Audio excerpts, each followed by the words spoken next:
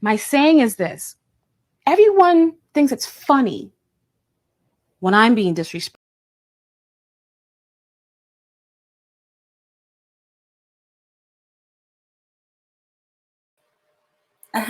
Psych. Okay, so I know what I did wrong. I had a couple of things open that I should not have, and that echo went on ahead and solved my situation for me. Lord have mercy. Why aren't you laughing? It was so funny when you were disrespecting me. It was so. My saying is this: everyone thinks it's funny when I'm being disrespected. But then when I get disrespectful, nobody laughs. Why aren't you laughing? It was so funny when you were disrespecting me. It was so funny. But then when I take it to my level, because there are always levels. So when I take it to my level, all of a sudden everybody stops laughing.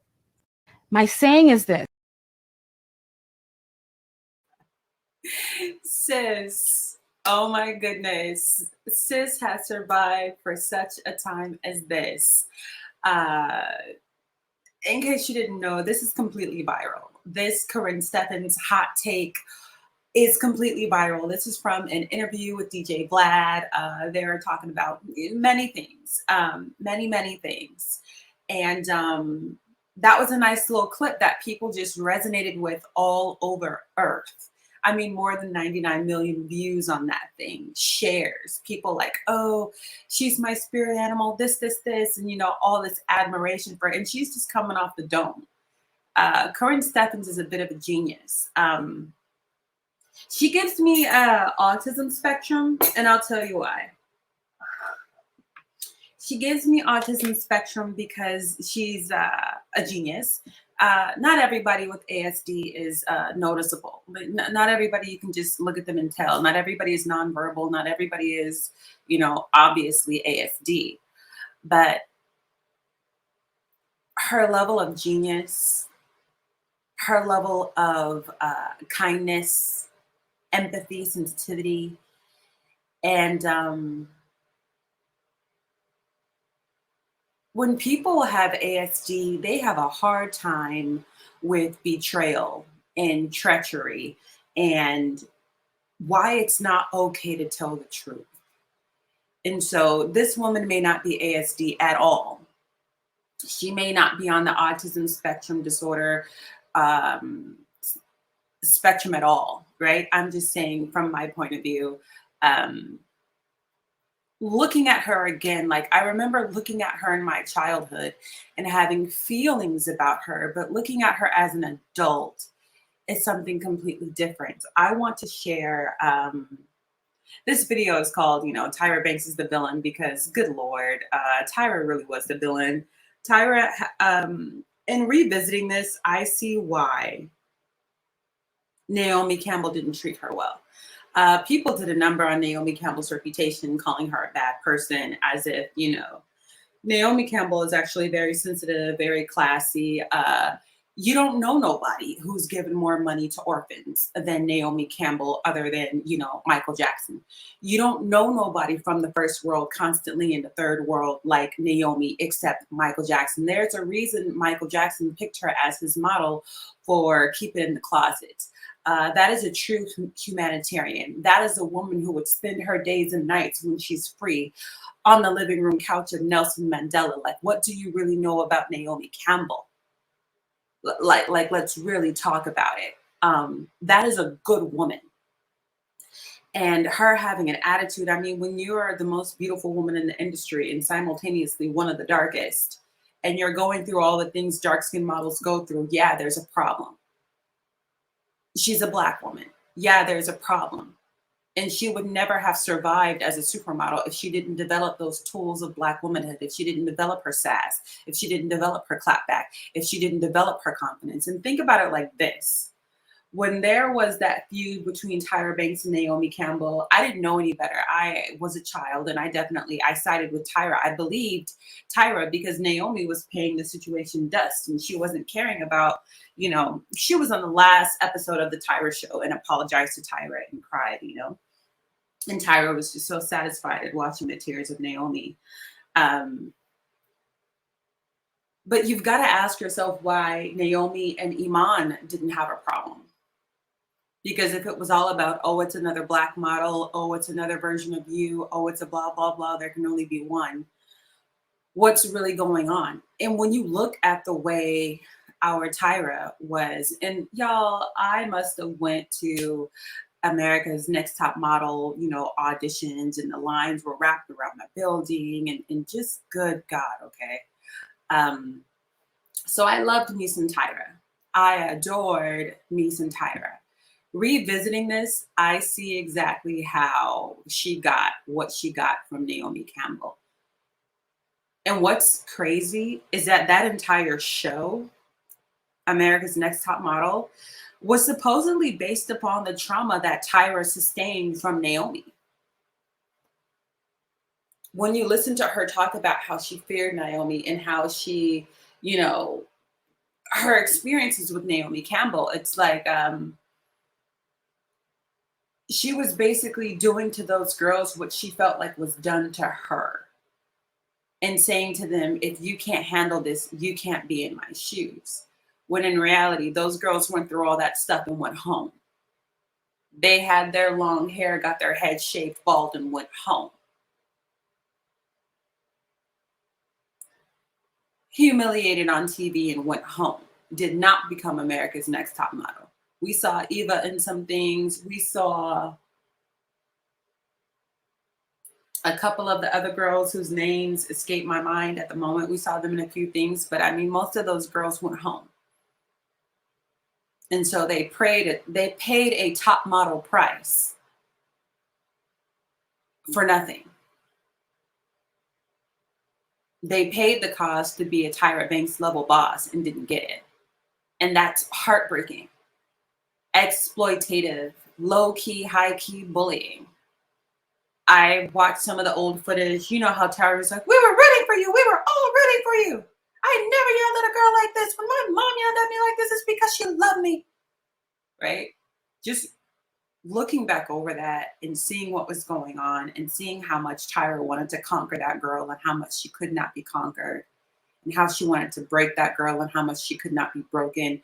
It's different from watching it as a teenager. Anyhow, I say all this to preface the re-examination of the interview between Tyra Banks and Karrine Steffans. Tyra introduces this girl so nastily, invites her to be a guest on her show. You invited me here to be a guest. And just the way she introduces her, the foot that they get off on is so nasty. It's so mean. It's so rude. It's so insensitive. And let's get into it. I'll just mute myself really quick because I'm going to have a few things to say and pause this as we go.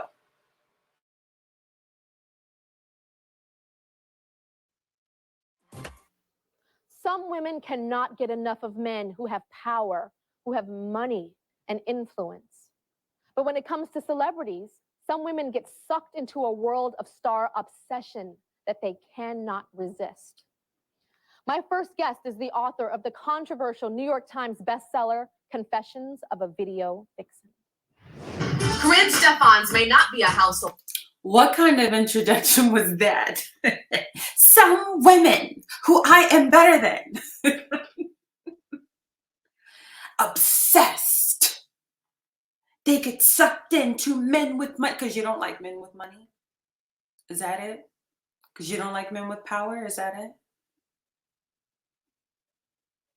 I mean, just dogged her out right and left. And it almost seems like a pick-me assignment. It almost seems like Karrine has been with some of the men that Tyra would have hoped to get next to. And she's looking at her like, here I am, a top model, and here you are, some video professional, and you got years behind you with Snoop Dogg, and I couldn't get close to him. Now hear me out, because I'm not saying anything ever happened between Tyra and Snoop Dogg. I'm just throwing out a name, because it almost comes off as a hit. Like Tyra's this hitman fighting a proxy war for all the powerful men she wanted to get picked by, but didn't. It's how it comes off. I'm gonna hold on to that thought. I was about to say something about Tyra and Kimora Lee Simmons of Baby Fat, who used to be married to hip hop mogul Russell Simmons, but I'm gonna hold on to that and just finish playing that. But y'all, wasn't that so disrespectful? Like, as a kid, you cannot unpack that. As a kid, that just goes.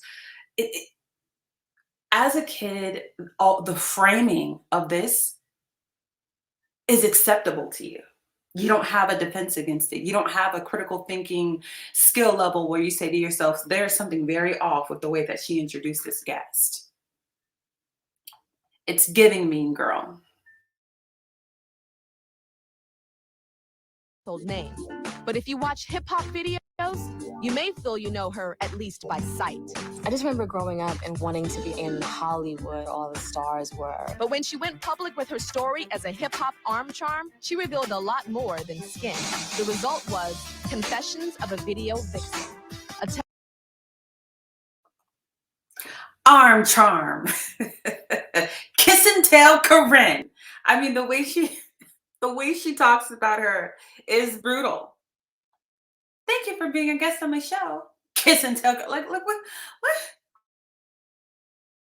Tell-all book that landed Karrine on the New York Times bestseller list, and in a lot of hot water with some of the biggest celebrities in music and in Hollywood.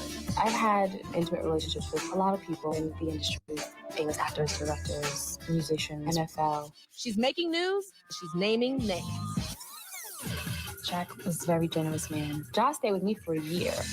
Ice-T put me in that condo, and Vin Diesel brief. The Four Seasons, Beverly Hills Hotel, Hermitage, Polo Lounge, Dougie, the Bel Air, living it up. Now, when they cut the words like that, when they do that level montage and they add that fast music, it makes you feel like she's bragging.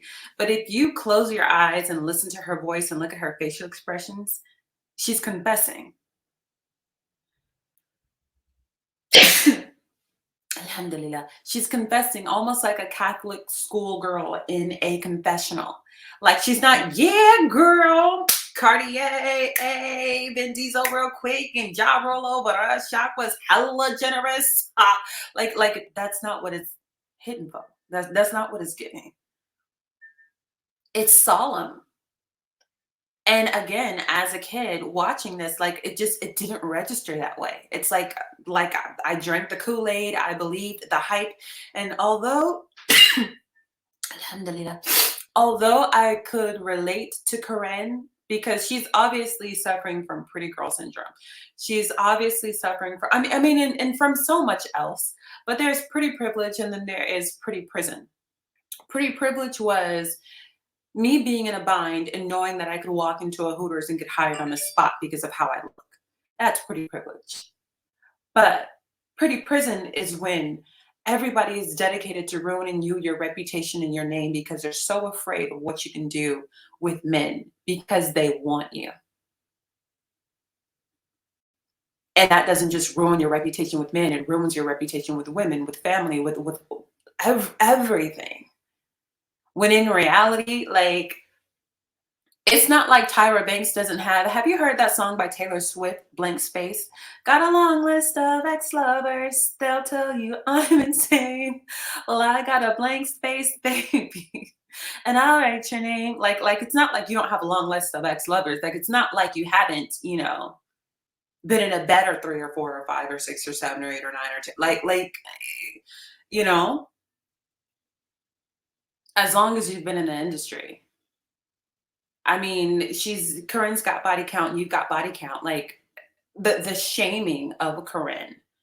I feel like Karrine Steffans was before her time. And she got the pain of a trailblazer.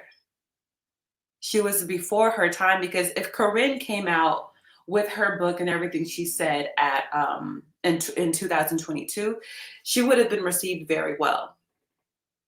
Now, Tyra seemed to be bothered by the fact that her confessional, her tell some book, not all, not even most, but her tell some book, not tell all book, ended up becoming a New York Times bestseller because I mean, I do believe Tyra has published a book. Let me go ahead and check Tyra. And perhaps that thing didn't go anywhere. Nope. But hey, 5'10", Harvard Business School. Okay, impressive Tyra. But of course, you know, she went to Harvard between 2011 and 13. This is very much way after her, the peak of her career. She had the money, power, and privilege to do that. And also, I mean, Karrine's intelligence level is hidden for something that Tyra's is not. And you can see the struggle of intellects as the interview carries on. So I'll just go ahead and press play. Artists always like me because I made that particular scene really hot. I had celebrity relationships, and I would use those to get the jobs because I needed that $2,500 a day to pay my $5,000 worth of bills. And when the camera was turned off, it's her posturing fame was not. And Kiss and Tell Karrine generated a new kind of heat in the press. I don't know, Karrine. You have angered a lot of folks and a lot of folks' wives. I think a lot of people are uncomfortable. The things that I left out are way bigger than the things that I put in. But you keep running from stuff. Like, I wasn't even going to get at you like that. You know what I mean? But you got problems. Now, if you weren't born in the 90s or the 80s, Karrine Steffans was your crush's crush, all right? Girls in videos now don't mean much to anyone. Back then, the video vixen was about as famous as the rapper. So when you go through YouTube and you start looking at these old, you know, Hype Williams directed it videos, and you see some of these girls, like they walked so Instagram models could sprint.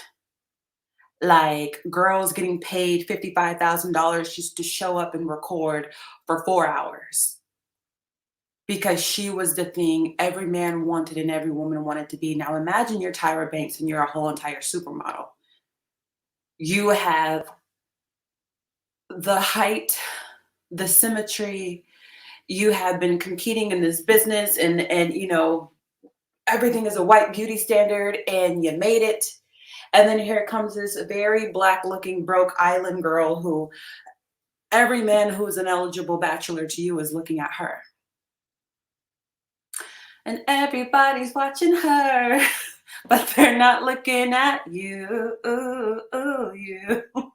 Like, Karrine didn't need none of that. She just said, I'm here. She just pulled up one day and everybody was into her.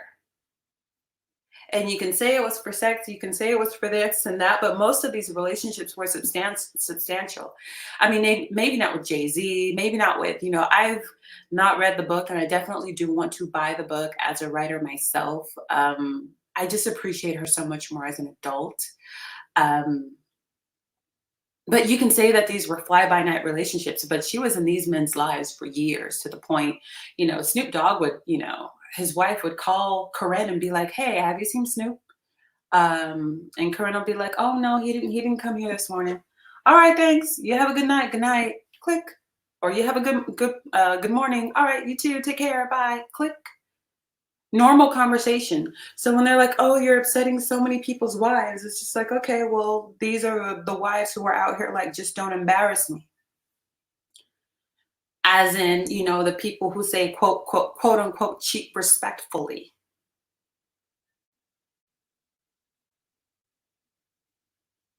Somehow the husband still has virtue, but Karrine doesn't. How? How? He's redeemable, although he's not faithful. But somehow she's not, and she hasn't been unfaithful to anyone. And you can't really call her a homewrecker because no one got a divorce over her.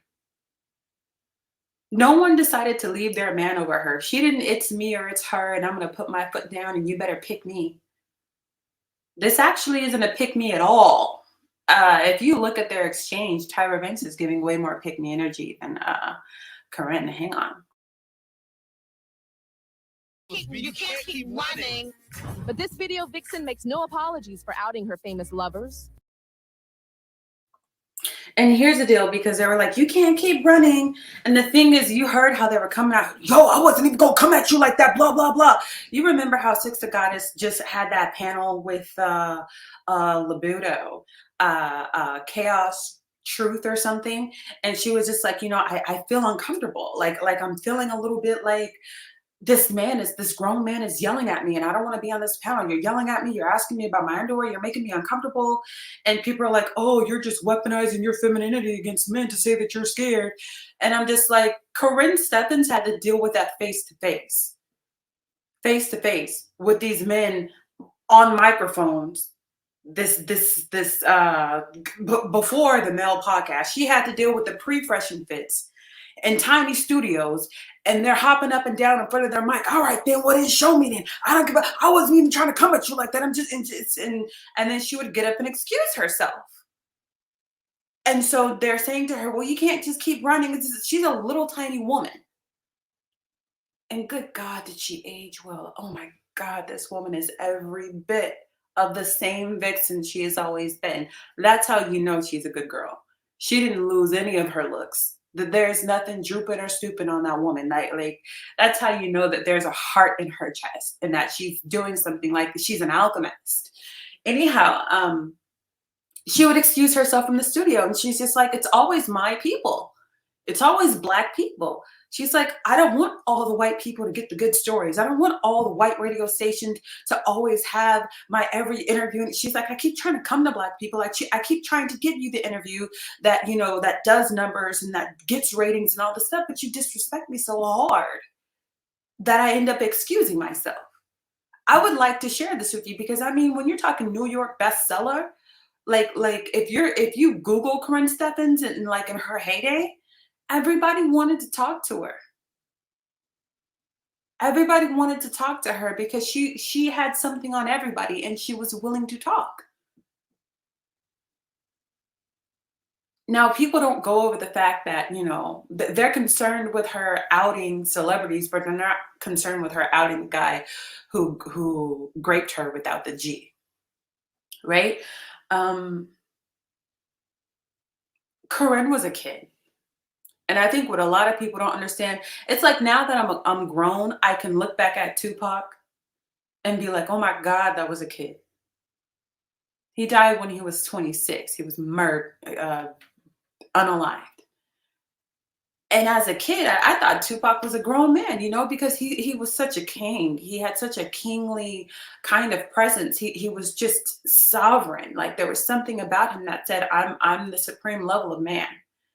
It wasn't just that he was, it wasn't the gangster thing, but he made being a gangster look good. He made it look like something to aspire to, because there was something so masculine, traditionally masculine about Pac. I mean, he messed up, he cleaned up, and then he went up to, you know, the skies, and, you know, rest in peace. But like, that's what I'm doing. I'm doing the same thing with Karrine as an adult. Now that I'm an adult and I'm looking back, I'm just like, she was in her teens and 20s. She had been neglected. She had been in foster home. She had been, you know, all kind of abandoned as a child and passed around, not sexually, right? But passed around in terms of where is she going to live? Where is she going to stay? Now she's homeless. Now she's a kid who just had a kid. She's a baby who had a baby. You know? Like, she has a really, really tough story. And even back then, with her level of intelligence and her emotional intelligence, she was trying to tell that story. But Tyra, with zero female code at this time, and it's okay, Tyra, it's a learning curve. I'm not gonna, you know, but with zero feminine empathy, she's just like, so did you sleep with all those guys? So how many guys did you sleep with? So sex. And she's like, dude, like this is not just a story about that. This is a story about a girl who was abused. This is a story about how I overcame. This is a story where I'm being honest and I'm healing. And this writing is cathartic and it's therapeutic and it's this. And they didn't want to hear none of that. They just wanted to, you know, why you effing all these married guys? Why are these married guys effing her? Better question. Do their wives mind?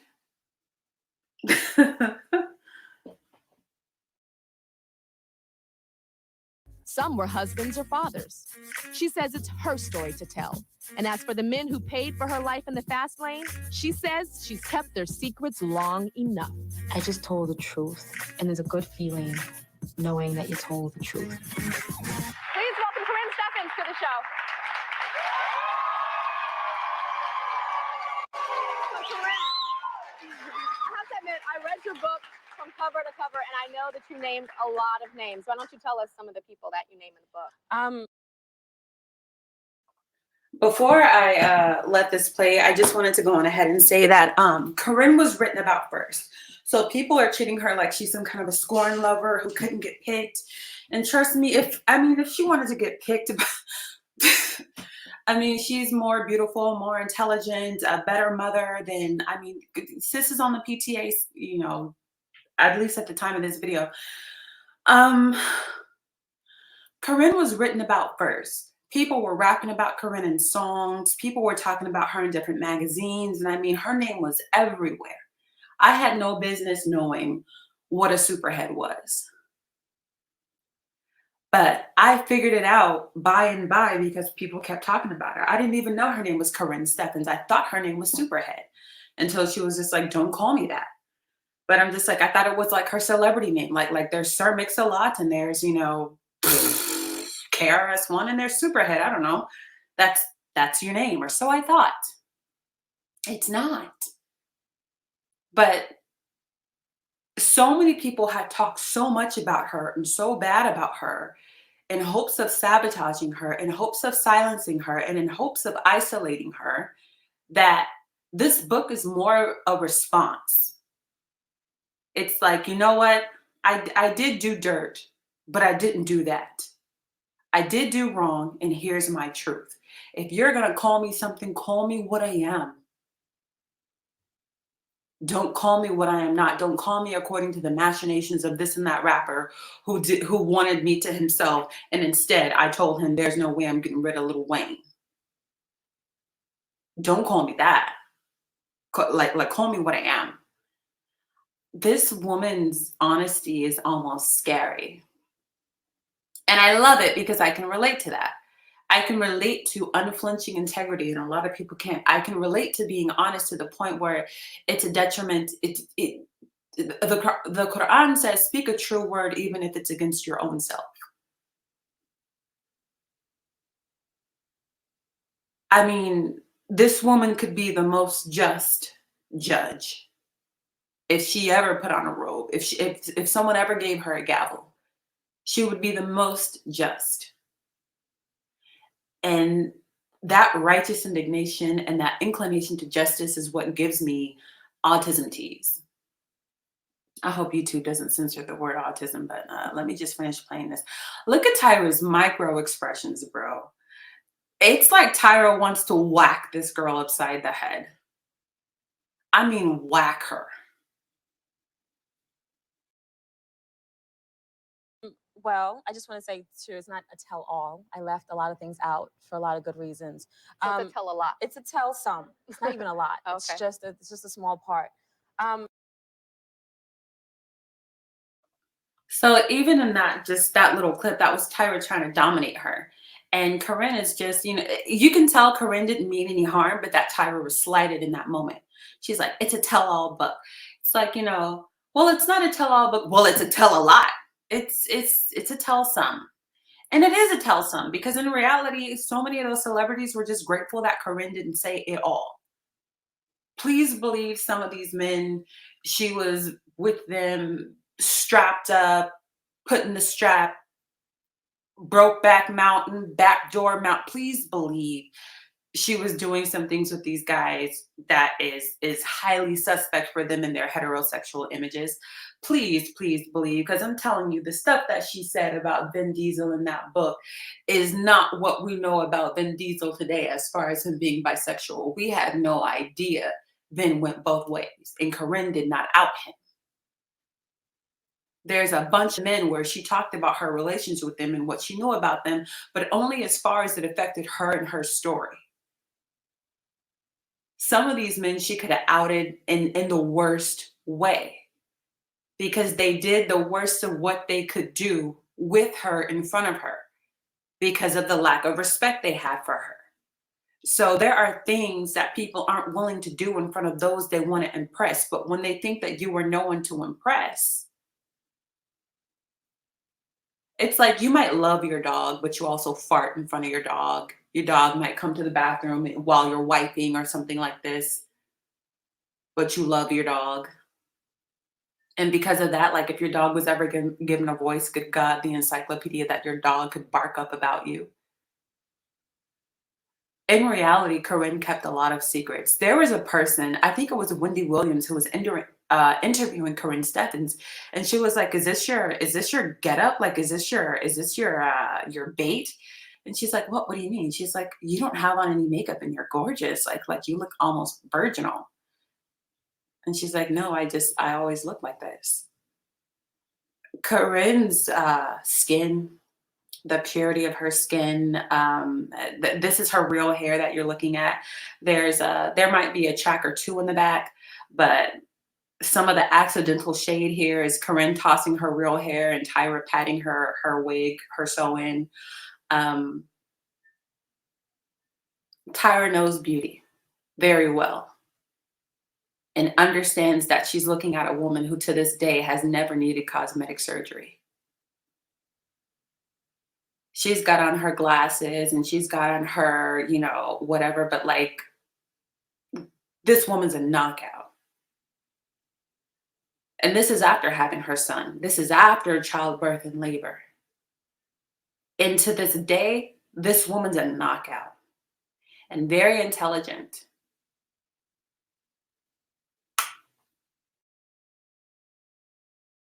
There are the names that you all know. There's the Ja Rules and the Vin Diesels, the Shaquilles. I don't know, whoever. And you're saying you had sex with all the men that you just named? Yes. So why did you write this book? Well, initially when I started writing the book, it was for my own purpose. I had gone through a lot because the book isn't about sex and it's not about hip hop and it's not about rappers. It's about my journey from being an abused child to being raped as a young child to being, going through spousal abuse, a young mother, and then getting into that and then having to, almost dying with a drug overdose. And then once I began to heal myself, close to about 4 years ago, I really had to figure out what happened to me in order for me to heal. I had to admit it to myself, what I did. But you had to know that naming the names and talking about the sexual exploits is what's gonna. Did you see that? There's a huge lack of emotional intelligence here. I mean, Tyra did not read the room at all. Even some of her audience, you can see that the audience is sucked into what Karrine is saying and did not want Tyra to interrupt her in that way. You can see their faces when she says the words rape, when she says, "I almost died of a drug overdose," when she says, "I was an abused child," when she says, "I was," all these different things that she's going through, and she's talking about her journey. And initially, she didn't want to put the names in the book. Her publicist said that, it would be better to do that as far as making her own money. And I'm just like, y'all are mad at her for being a gold digger. Why are you mad at her for using what she had at her disposal to make her own money, which is her story? A lot of people back then, because being a celebrity back then is not the same as being a celebrity today. Celebrities today are all over social media and you get to know them.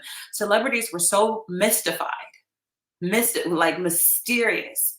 Everybody was like Beyonce and Jay-Z. You know how they don't let you in their business and they're very private? All celebrities were on that type of time. And Karrine had seen, the curtains removed. Everybody in their bed, no weave, no makeup, no nothing, no boys, just vulnerable. And people were eating that up because most people didn't have that level or that kind of access to celebrities back then. But she's talking about a ton of trauma and Tyra's brutal here. It was what was going to put the book, at the top of New York's best-selling list. I mean, it's number 5 on the best-selling list in New York Times right now. Yeah, it is. And we're number 3 at the Washington Post, and we're also in the Wall Street Journal and all major markets. But honestly, that part. I would like to add that Karrine has written a number of books and specializes in erotica, and people love those books and what she's capable of doing and expressing. She's a very talented writer to the point of genius. I think a lot of people think when you're smart and beautiful, well, you should have known better. And the thing is, no, you shouldn't have. Just because you can write a book and you speak like you swallowed a thesaurus does not mean that you haven't been stunted in the area of human relationships. And Karrine had been brutally stunted in the area of human relationships. And she was sorting and finding her way through that, and then shared that story with people. It was a surprise to me. And I didn't know that. All I knew was that I had to tell the stories that were relevant to my life, and everyone is named. And it's funny to me how everyone is so concerned about naming the celebrities, but no one is concerned about me naming the man that raped me when I was 13 and how his life is going to be now. You know what I mean? And so it just shows me that we're in a celebrity hypnotized society. But you were hypnotized by the celebrity Exactly, at once, which so is the you can whole point of the understand why book. people are so into Exactly, it. which is what's so ironic and so wonderful, because that's the point of the book. You know, just being hypnotized by that, and just really wanting a place to belong, and needing a family, needing love, and thinking sex and love are equated. And that's why there's a lot of sex in the book. And each time I have sex with someone, you'll read in the When it comes to her thinking sex and love is equated, I will never forget when Mike Tyson said that he could not tell the difference between sex and love. And nobody made him out to be some reprehensible hoe for that. And he got himself into a situation where he was being taken advantage of, and he got PTSD so bad from it that a woman tried to take a picture with him, and he's like, no, you're just trying to put me back in jail. No, you're just trying to put me back in jail. And it's like, Mike, she just wants a picture, but he was so jacked up when it comes to his relationship with human touch. I remember one time during an interview, during a press conference, some interviewer said something real slick to Mike, and Mike cussed him the hell out. And one of the things he said to him was like, he threatened to rape him, and he was like, I'll fuck you till you love me. Like, think about it. You have had to see crazy things in your life to be able to put those words together. Remember when Lil Wayne was talking about being like gang raped by, you know, I don't know what to call those men, but he was just like, so he was definitely abused, but like during the process, something in him changed, and he was just like, I love that shit. There is a level of abuse that can rewire your brain.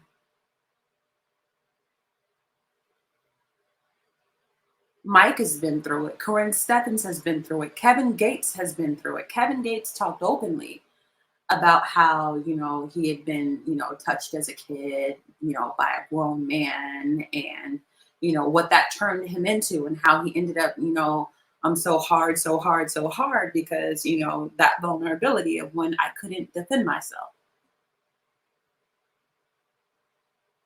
And I don't, you know, I don't want to get too graphic, because I mean, this is graphic enough, but let me know in the comment section if you get what I mean when I say this woman is brave. Like, she's giving me Braveheart Leo energy. Like, it's giving full lioness, because everyone everywhere she went was against her. And this woman has stood on her square for so long that today in 2022, when all these people she slept with are now gray haired, the celebrities are fading into the background that she slept with, right? But she's still as relevant, if not more. people still want to hear from her. She still does lectures at colleges and goes to speak to different people. She looks amazing. I mean, she's got that same bang, that same long dark hair.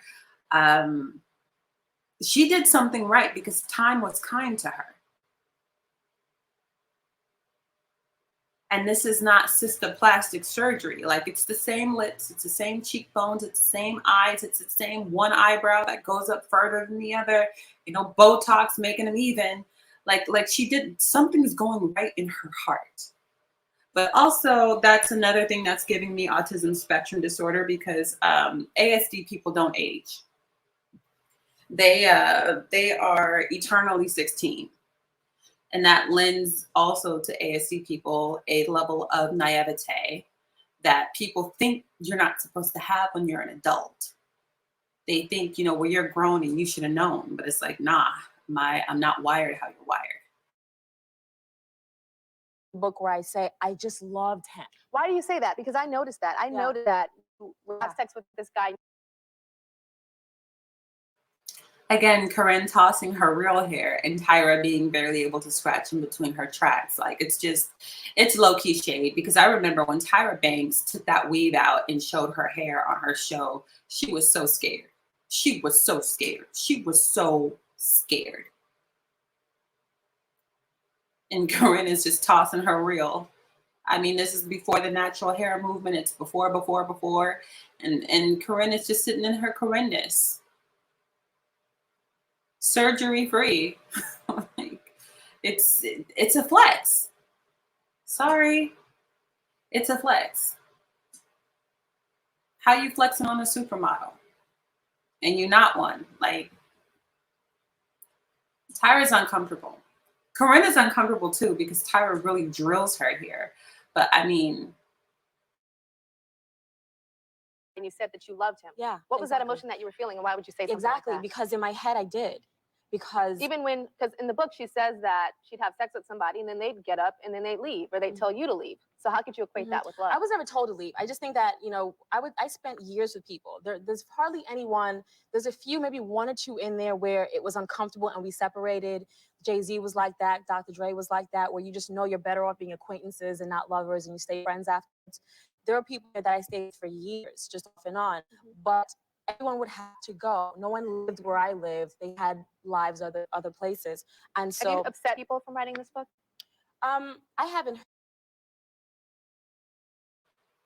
the cutoff and the continuous cutting off, the lack of, like, this should not have been a show where it's my first guest, my second guest, my third guest. Like, this should have been a one-on-one the same way that she had with Naomi Campbell, because it's a fragile story to deal with. And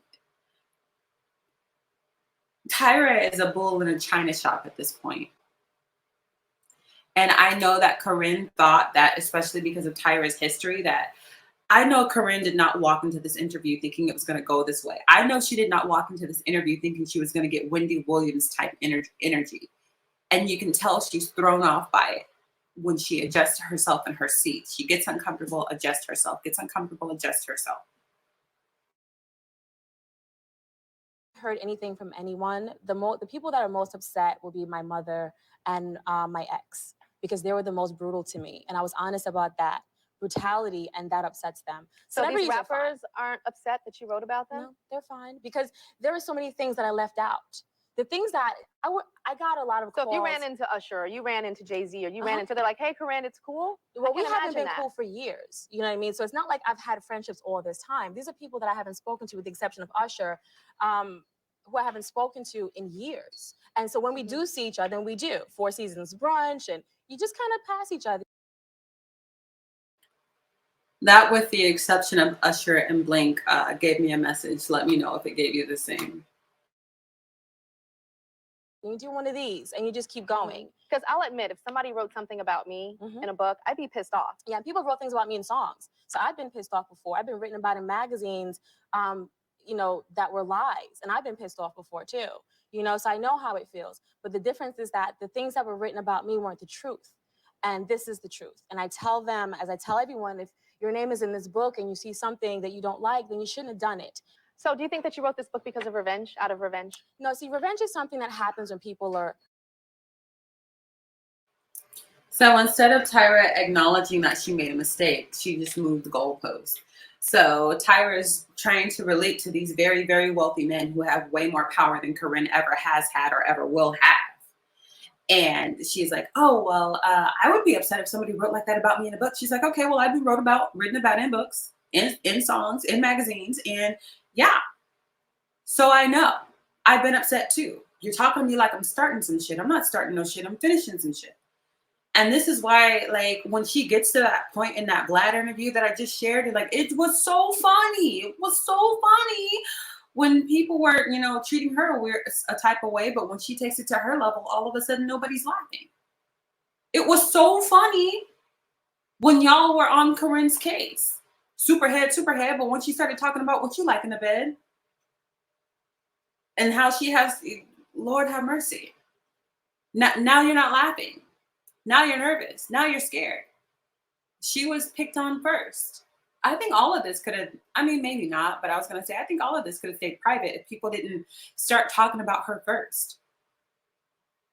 People were free in front of Karrine, and they did whatever they wanted to do, and then got scared that she might speak up and decided to humiliate her.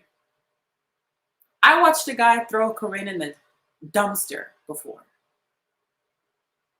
And you know why he did that? He didn't think he could have access to her and that people around him couldn't either. So at least they could humiliate her.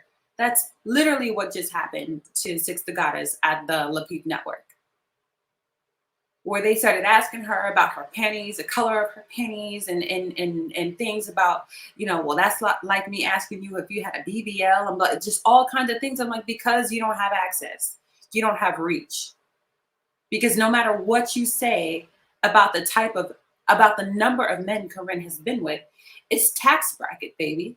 And you threw her in the trash can in a dumpster because you don't belong to that tax bracket. You don't belong to Jay-Z's tax bracket. You don't belong to Dr. Dre's tax bracket. And that's why you're mad.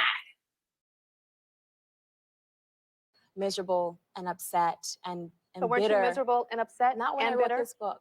Not when I wrote this book. Karrine, I have to disagree with you, because when I read the book, you were saying that you're really upset that, you know, that you were down and out, that these were the guys that you would go out with and wine and dine and spend a lot of money and hang out. So I want you to note every time Karrine adjusts herself, because she's trying to stay in it with Tyra. She's trying to be in the moment. She's trying to understand that, okay, this is an interview. She has to ask these questions. But Tyra has these mask slips where you can see that on some level it's personal. And she's really giving it to Karrine. And she acknowledges that toward the end. Out, and then you had But to I rock still have that bottom. lifestyle now. No, That but I'm lifestyle saying, hasn't changed. but I'm talking about your rock bottom, and you hit a rock bottom where you were homeless, living in the car with your son, Absolutely. freezing to death, Absolutely. using a jacket to stay But all warm. that was my fault. No, but That wasn't their what I'm fault. saying is, you called these guys and said, I need some help. Yeah. And And none of they them said- helped. Tyra is talking over her because she's afraid of Karrine's answers.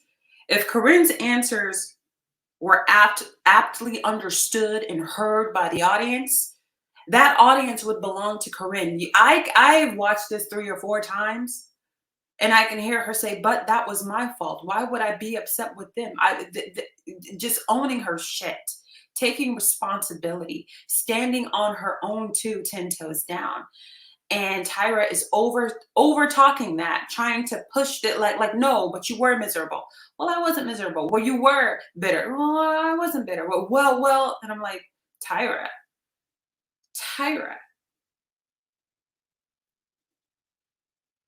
You brought up her son. You brought up her living in her car. You brought up the 2 of them freezing to death and exchanging coats to keep warm. Like good God. Cold.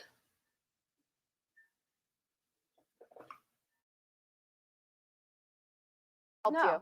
None of them helped you. The same man who wrote me a $10,000 check on our first date wouldn't help me. Everything that happened to me was my fault. I did it to myself.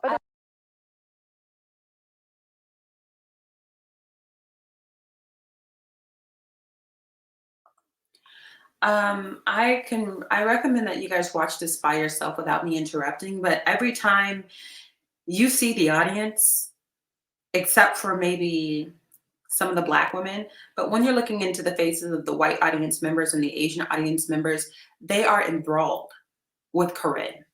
They're all staring at Karrine. They're all listening to Karrine. They're all moved by the story. They're all, you know, they're not shaking their heads at her. They're not pointing their fingers at her. Like they're hanging on to the words. They hear the trauma.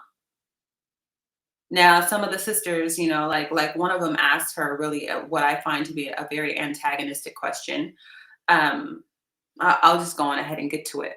But like Tyra is trying to, you know, that movie, Watch Me Squash This Shit, you know? It's like she's trying to squash it, and she keeps trying to break the connection that Karrine has these people's hearts. And she does it everywhere she goes. If you sit down and talk to Karrine, you're gonna look up and be like, where did the time go? Really, that's Karrine's superpower.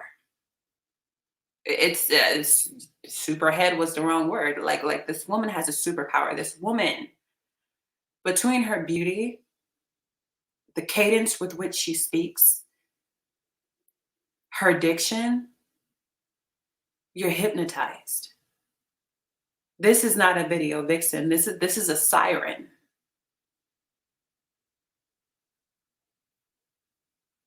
All these men knew about one another. She never had to lie to anybody, and all these men still wanted to get next to her.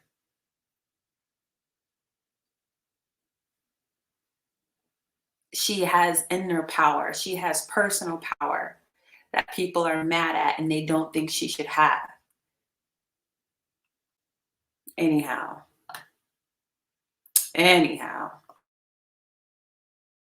So why Allow name names? people- If there's no anger, why name the names? Why not? It's just the truth. And so now that I've healed, it feels right to say, you know what? Let's not give this a pretty name anymore. So when Tyra says, if you're not bitter, why name names? And Karrine says, why not? Tyra's taken aback because she's intellectually vested. She thought she was going to get Karrine to stumble. Look at her eyes.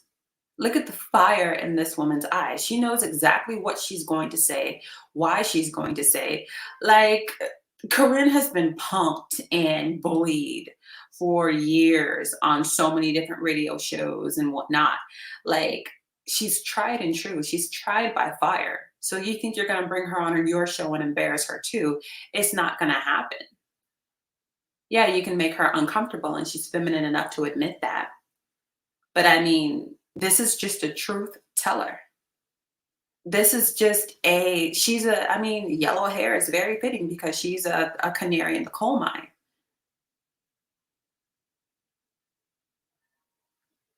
She's the one who catches the blows before everybody else does. And she was able to save a lot of women who, I mean, all of us, you know, in the 90s and in the early 2000s, we all thought we were going to be in music videos. We all thought when, you know, LaToya and LaTavia failed at a Destiny's Child that we were going to replace them. Like, celebrity was a different thing back then. And she was able to tell people, like, reroute. This is not what you want.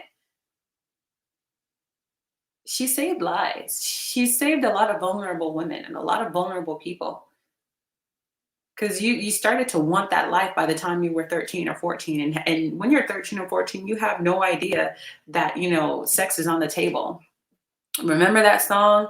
Backstage, underage, adolescent, how you doing? Fine, Judy Pie, high side, I like to do the wild thing. Action took place. Hey, come on, don't forget, like basically, like, it's Do Me Baby. I forget if it's by Belle Biv DeVoe or who, but he literally says she's an adolescent and she's underage and I like to do the wild thing. And knowing all of that, he sleeps with her backstage and then sends her back home to her mom. Karrine got real honest and said, this is my story. If you don't want it to be your story, to run.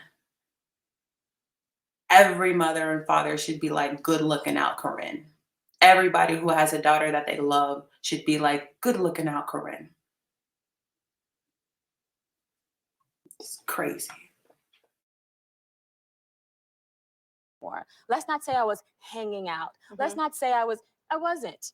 I was prostituting myself and selling myself for a lot less than I'm actually worth. You know, Well, we're going to talk about that some more. yeah, absolutely. And I want to hear from you guys out there because I know you're going, Tyra, say this. Tyra, ask her that. So we're going to hear from you guys. We're going to give some questions to Karrine, and we'll be back when we return.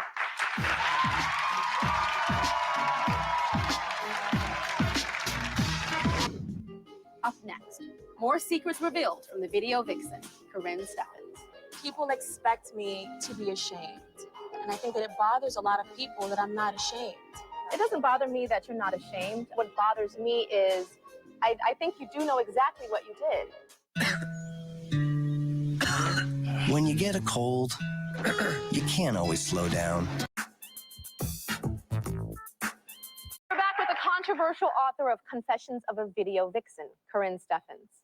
Now, the views expressed in her book are not mine, and I want to make this very clear, that I have no idea if these allegations are true or not. Now, this book is a cautionary tale. Who's this a cautionary tale to? Well, what's happening is that a lot of women have unrealistic views of this part of the industry. You have a lot of young girls who want to, at a very early age, just be video girls, and they think that that's modeling. I get emails on my website, which I have been getting for over the last 2 years, of people asking me, how do they get into this? I want to be a model. So how do I get into the next yin yang video? Or, you know, and I have to explain that that's not modeling, and I've never been a model, and that's not what it is, and that's not how it happened.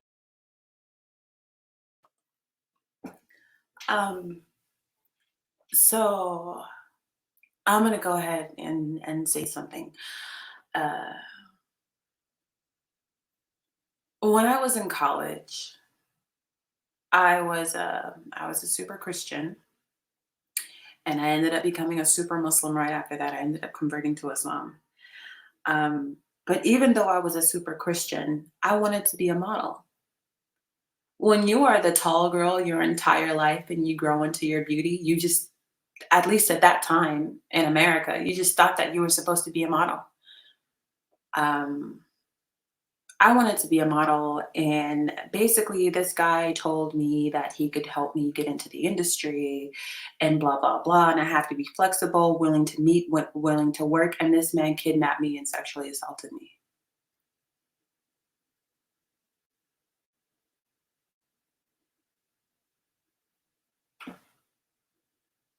If I had a Karrine Steffans in my life, I could have avoided that. If I had somebody to keep it real with me about this, because I was naive, I didn't know. And he ended up doing the same thing to a lot of girls before me and after me. And anyhow, I think it was a girl who was about 14 who he beat the hell out of her, threw her little flip phone out of the window, broke it so she couldn't call anybody. And eventually he was arrested, and the police ended up going through his emails and emailing a bunch of the girls, and I was one of them. And they were looking for people to testify against him. And when they sent out those emails, and it was my University of Washington email, right? All the girls saw each other's emails, and one of them emailed me. And so her and I were talking, and we talked about how everything happened. And he had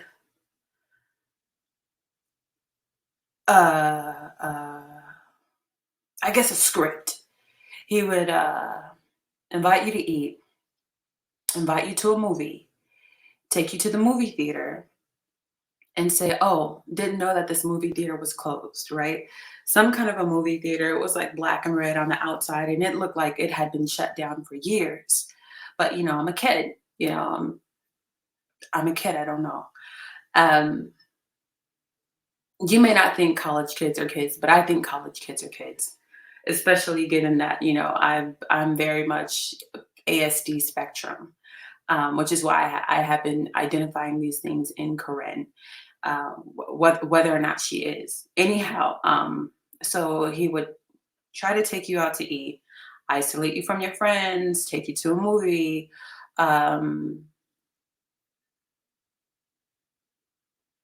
The movie theater shut down, and then he takes you to like ask you if you want to see, you know, something, and then he drives you around. And when he says, do you want to see something? It's a surprise.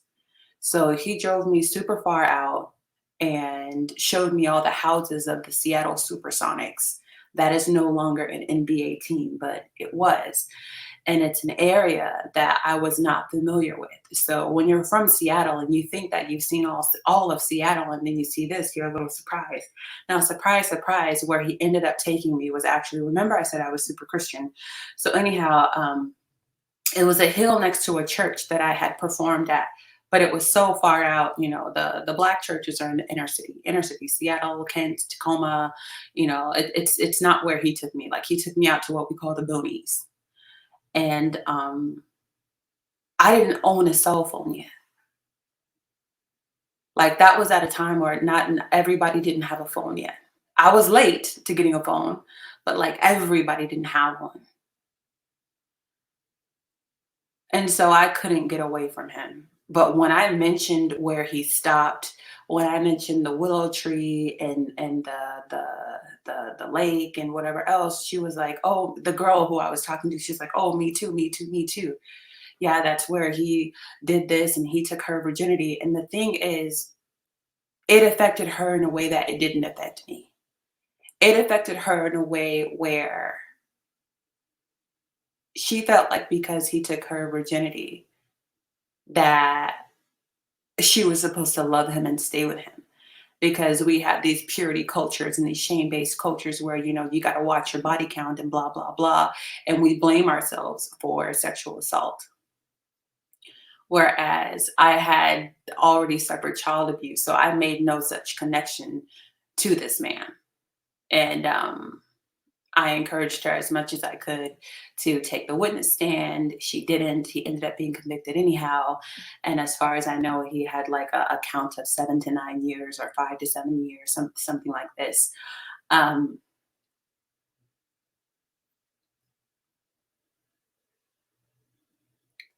But anybody who knew me back then, they knew how bad I wanted it. And how bad I wanted to be a model, how much I had been singing, dancing and acting and performing, and thought that that would be my life. And I just thought I was going through the nitty gritty of, you know, like the girls on America's Next Top Model. Like, sometimes it's not pretty, sometimes it's not the greatest place, but this is the making of a legend, this is the making of a professional, this is the making of a whatever. And I got duped. And there's nothing like having somebody in your body that you can't get out of your body.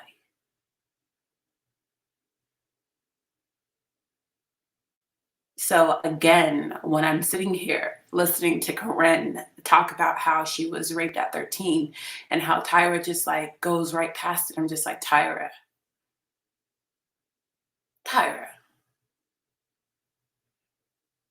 Like get the story. Don't just get, you know, some kind of an incredible soundbite out of this. Like really pick up what Karrine is laying down here. And understand that for so many girls like me, she made the difference in their lives. And she talks about this, how she was getting emails and all this stuff and girls asking her what to do, where to go, how to start, whatever. And she's like, look, this is not modeling. You would have to go through this and that, you know, whatever. Like basically she was even giving honor to Tyra in that statement, even after Tyra has put her in this really difficult situation in front of so many people, you know, on television. She's like, you know, this is a model. I am not a model. That is the way you have to go about it, not this way.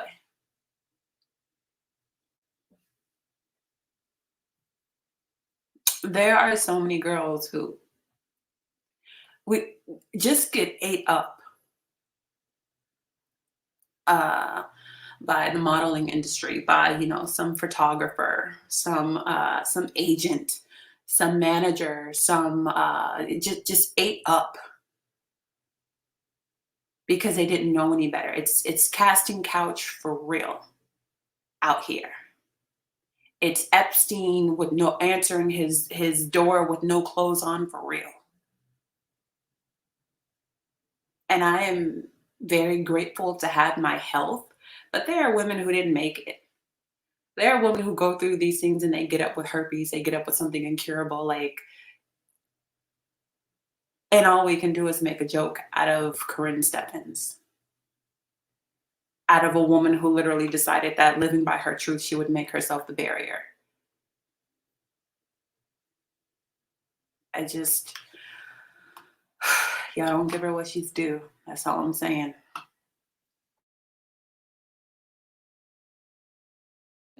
They're actually changing their minds about what they thought the industry was like, thinking that nothing bad ever happens and life is essentially like a video, and it's just not. Well, it depends on the choices that you make. It depends on the choices that you make, Yeah. but a lot of us, unfortunately, are being ill-informed. A lot of us are just aren't being told. You know, I wish that I had, you know, people around me. I wish that I had a family base. A lot of women do have, and they have a family, and they have friends, and they have people who care, and they're educated better than I was. But many women and young girls aren't as educated as we should be. Well, I want to take some questions from the audience. I'd like to know, based on the subject matter and the content of the book, why would you dedicate a book like this to your son? Because this is my life story, and this is a subject matter not just of my book, but of my life. And my son went through a lot of this with me. When I slept in the car, he was the only person in the car with me. But you put your son, and you dedicated your book to the son, which means it opens it up to his school because his name is in the book. His first name's in the book. A lot of children are named Naeem. Yeah, but you pick him up at school, and you look just like this. Okay, So and all the that's you. parents that know me, I'm in the PTA. I feel that people expect me to be ashamed. And all my life, I've been expected to be ashamed of who I am. And I'm not. And I think that it bothers a lot of people that I'm not ashamed. And a lot of us spend our lives being ashamed of who we are and what we've done and are afraid to share that with our children. It doesn't bother me that you're not ashamed. I admire the fact that you're not ashamed. I think what bothers me is that I think you are a very smart woman. You're very articulate. And Of course, the compliments before she knocks her down. But what I wanted to say was that when I was a kid, I thought the audience was, okay, she dedicated this book to her son, you know, how is this gonna mess him up? How is this gonna, what if it makes him want to be a part of this world? But as an adult, I can see how this is probably gonna be the best dad you ever saw. If he ends up being a girl dad, I can see how his mom's honesty is going to make him the best possible girl dad, and how, I mean, if we're being honest about African-American girls, I mean, more than 80% of us are molested and raped before we are 18 years old. And that's just those of us who are willing to tell. I'm telling you that number in real life is in the 90s. But so many of us aren't willing to tell, aren't willing to expose, snitches get stitches. That's our culture.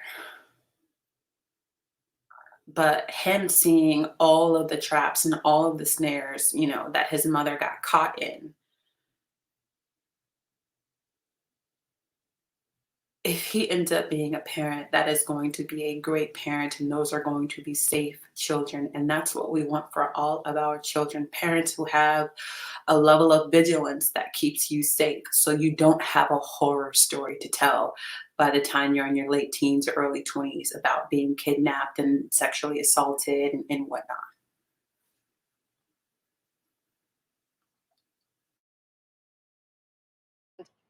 I think you do know exactly what you did.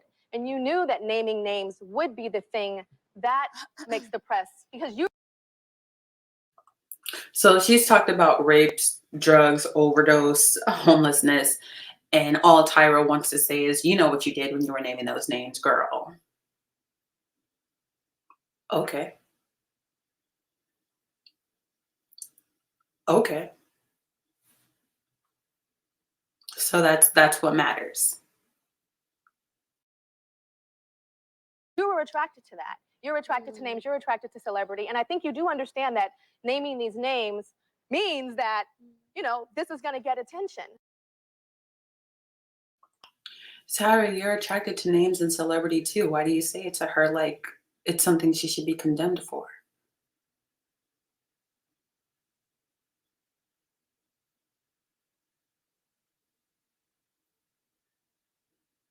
I mean, it's amazing how I remember I got called a whore by a woman who has a record of sexual solicitation, as in got caught doing a little something strange for a little piece of change. I am very happy to say I do not have those kinds of experiences in my life. I have never been booked. I have never been a prostitute. I have never been a streetwalker. I have never. And it was just crazy that a woman with that history would talk to me like that. And I'm just like, is this what people do? Because some like some that projection is like, are you projecting because if you look like me, it's what you would do? Because you're a failed sex worker, because you are no longer worth the purchase?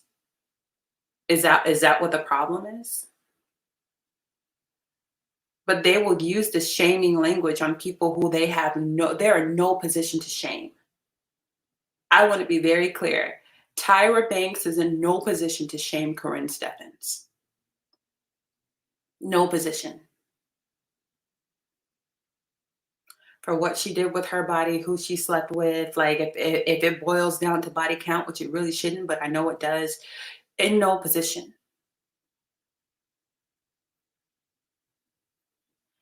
And what's crazy is that most of the women who are in a position to shame other women about body count and whoop de whoop whoop whoop, they don't do it.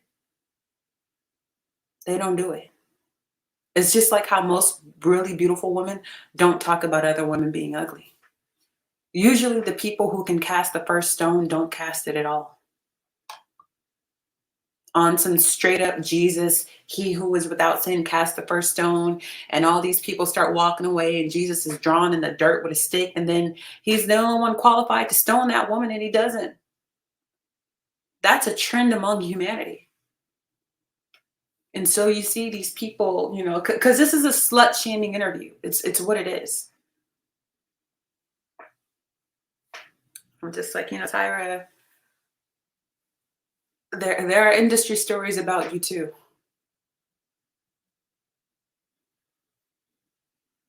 I mean, a lot of this stuff when it comes to women and their reputation is just, you know, how well can you lie? How well can you conceal? How well can you hide your past? But I'm just like, you know, there are stories about you too. Everybody was mad at Jada, not Will. I'm like, well, you know, Will can conceal a little bit better than Jada has been able to. But when you've had so much sex to the point where orgasms make you Earl, like Will said, he has a gag reflex problem. When it gets there, it's man, like you need a break. You need to hang that thing up for a while. You need to fast. But so many of the women who shame Karrine Steffans are in no position to shame Karrine Steffans. And her honesty, to me, is what scares people.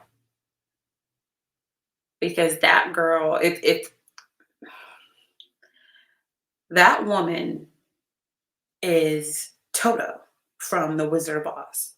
She's not Dorothy because she's not looking for something. She's not looking for home. Well, let me take that back. She's not looking for a brain. She's not looking for a heart.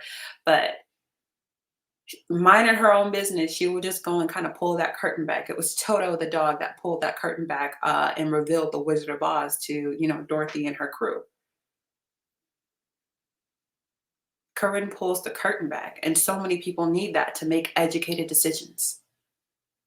And so it's like, oh, you know what you did. You know what you did. It's like, yeah, by and by I learned.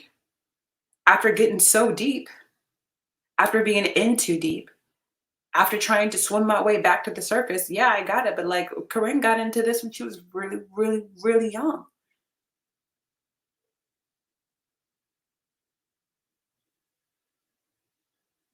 Tyra's sitting there older than Karrine, talking to Karrine like she's an OG. That's not what's really happening. Just because she talks like she ate a thesaurus, she should know everything about love, family, connections, and how to move. Being Karrine Steffans in the Hollywood industry, it's a norm. It's a norm. Most of those women just don't talk about it.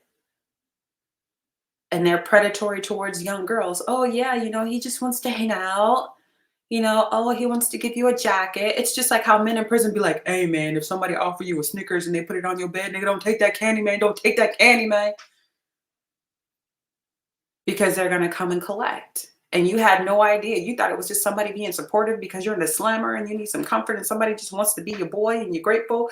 And then you gotta pay in booty. And you didn't know. But Karrine was supposed to know. Good looking, Tyra. Okay. And I want you to be honest and sit here and be honest with me. Well, you know what? I just wrote the book, and my publisher made that decision.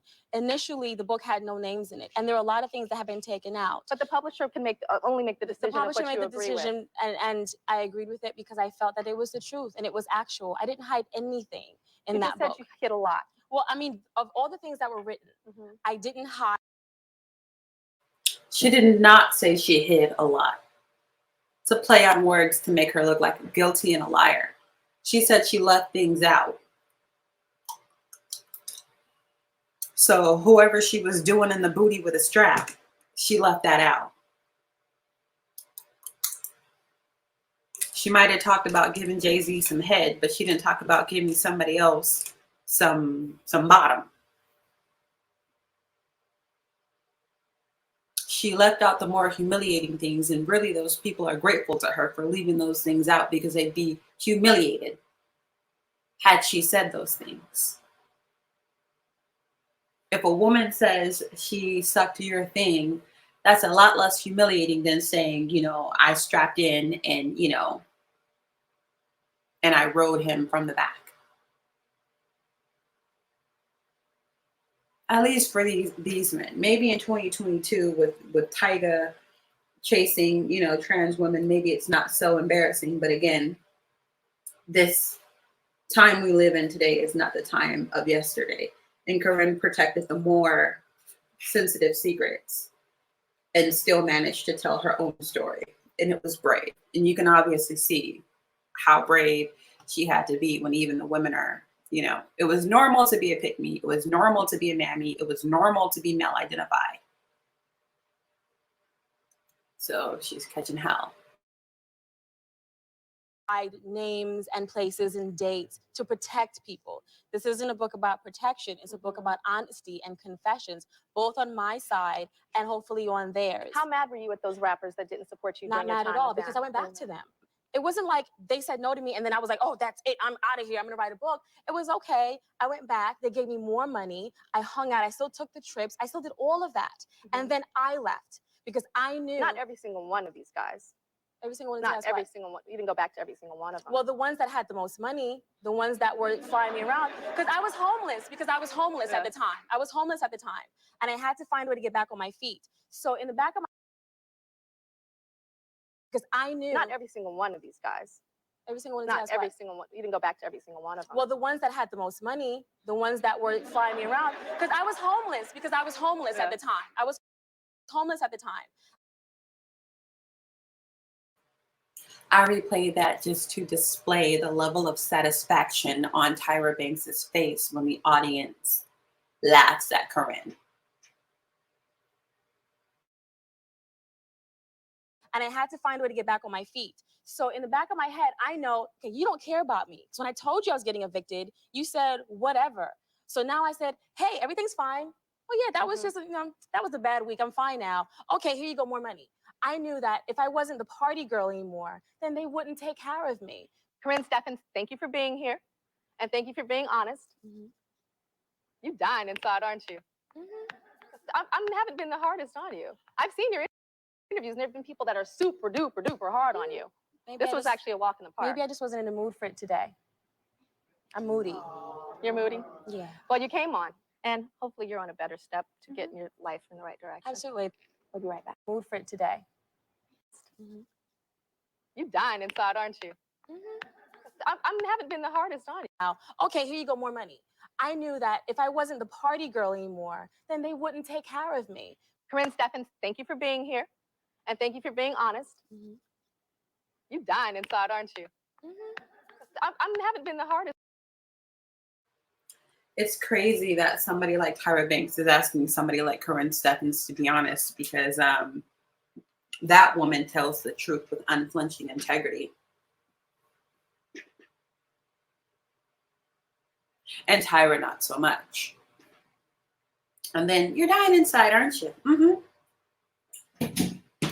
And you could tell the entire interview. And then Karrine blames herself and says, maybe I just can't take it today because I'm moody. But I'm like, no, it's not because you're moody. You went there in a great mood. You went there with a great attitude. You went there with great poise. Tyra was being vicious. Well, I've not been the hardest on you. People are a lot harder on you. So she's a toy. And you just poke at her, prod at her, do whatever you want just because somebody did it worse. Just because you're not Wendy Williams. This is you definitely trying to get off your Wendy moment, though.